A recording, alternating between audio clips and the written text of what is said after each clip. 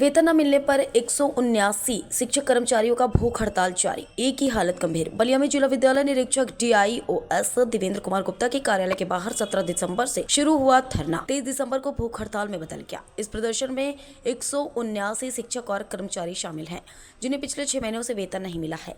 आर्थिक तंगी से परेशान शिक्षकों ने आरोप लगाया है कि हाईकोर्ट के आदेश के बावजूद DIOS ने वेतन भुगतान पर कोई कदम नहीं उठाया, जिससे उनकी समस्याएं और बढ़ गई हैं। भूख हड़ताल के दौरान एक प्रदर्शनकारी की हालत गंभीर होने पर उसे वाराणसी रेफर किया गया है। शिक्षकों का कहना है कि जब तक उनका वेतन जारी नहीं किया जाता तब तक आंदोलन जारी रहेगा। शिक्षक शिवमंगल सिंह ने अपनी बाइट में बताया कि लंबे समय से वेतन न मिलने के कारण शिक्षक और कर्मचारी मानसिक और आर्थिक तनाव का सामना कर रहे हैं। शिक्षकों ने प्रशासन और शासन से तत्काल हस्तक्षेप की मांग की है। इस आंदोलन ने शिक्षा विभाग की कार्यप्रणाली और प्रशासनिक लापरवाही पर गंभीर सवाल खड़े कर दिए हैं।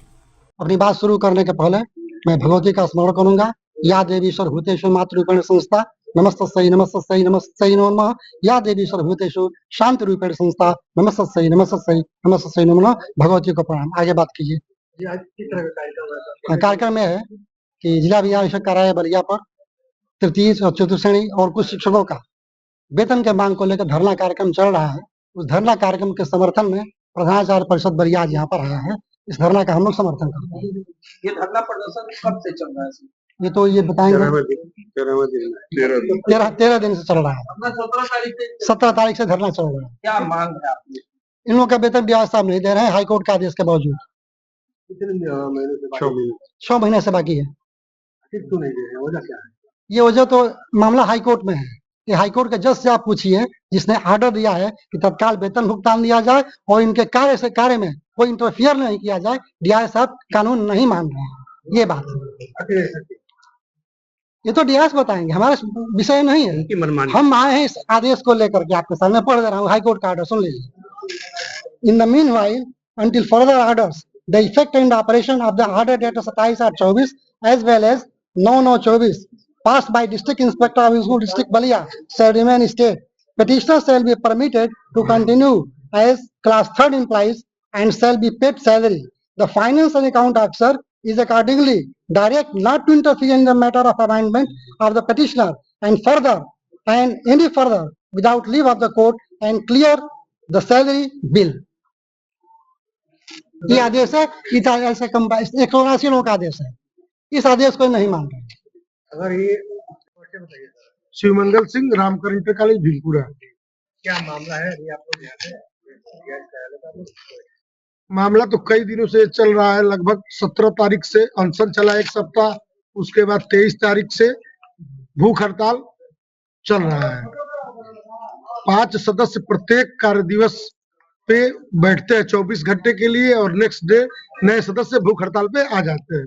उनके समर्थन में दिन में 50, 60, 70 की संख्या, 80 की संख्या में लोग रहते हैं। रात्रि में कम से कम 20 की संख्या में लोग रहते हैं कि कोई किसी तरह की दिक्कत हो, भूख हड़ताल पे बैठ गए और कोई समस्या मेडिकली किसी को दिक्कत हो जाए तो सहयोग के लिए रहते हैं।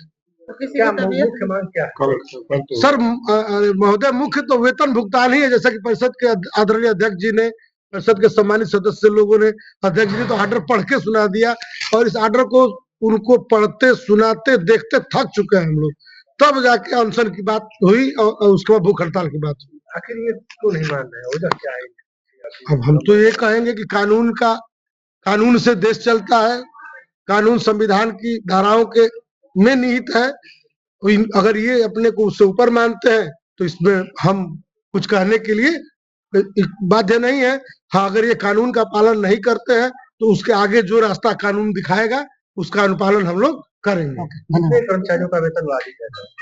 179 की संख्या में कर्मचारियों का वेतन बाधित था, जिसमें माननीय उच्च न्यायालय के आदेश के क्रम में 14 शिक्षकों का भुगतान चल रहा है। जुलाई से ही रोके थे, जुलाई से अब कंटिन्यूअस चल रहा है। वो अक्टूबर में आदेश हुआ था दिवाली के पहले, वो कंटिन्यूअस पेमेंट पा रहे हैं। अभी में ये सब याद है कि कल जो है किसी कर्मचारी की, कोई शिक्षक है जिनकी जो है हालत ज्यादा बिगड़ गई थी, उनको बनास के लिए रेफर किया गया है। जी, हम ही लोग के सहयोगी है कृष्णपाल सिंह बंटी। वो परसों भूख हड़ताल पे बैठे थे और कल 11 बजे के बाद उनका टर्म समाप्त हो रहा था।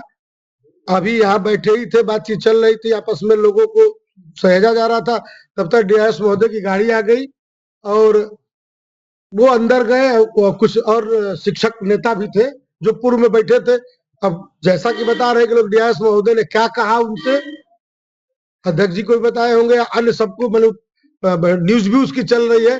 कुछ इस तरह का उनके साथ बिहेव हुआ कि वो अचानक अंदर से बाहर आए और सीने में दर्द बताते हुए यहाँ गिरे और छटपटाने लगे। तो फिर 108 की एम्बुलेंस को बुला करके उनको जिला अस्पताल में भर्ती कराया गया। पूरी रात वो कार्डियोलॉजिस्ट डॉक्टर है उनके देखरेख में रहे। सुबह डॉक्टर ने कहा कि इको कराना है। इको की सुविधा बलिया में नहीं है, इसलिए आप एक बार बनारस इको करा के या तो वहीं दिखा लीजिए या यहाँ ले आइए, तो मैं अगर कोई दूसरी बात होगी तो आपको अवगत करा सकूंगा। अच्छा, एक चीज मेरे को ये बताइए, वेतन भुगतान पिछले 6 महीने से नहीं किया जा रहा, वेतन भुगतान नहीं होने से क्या समस्या है अभी आप लोग के लिए? वेतन भुगतान न होने से सारी समस्या है, भुखमरी की कगार आ गई है। बच्चे हम लोग के बाहर पढ़ रहे थे, वो घर आ गए, ट्यूशन की फीस, हॉस्टल की फीस। एक मिनट, पत्रकार महोदय, ये सब बात का विषय नहीं है। बात का विषय माननीय उच्च न्यायालय की इलाहाबाद के आदेश की कंप्लायंस है। जी एक बिंदु बस।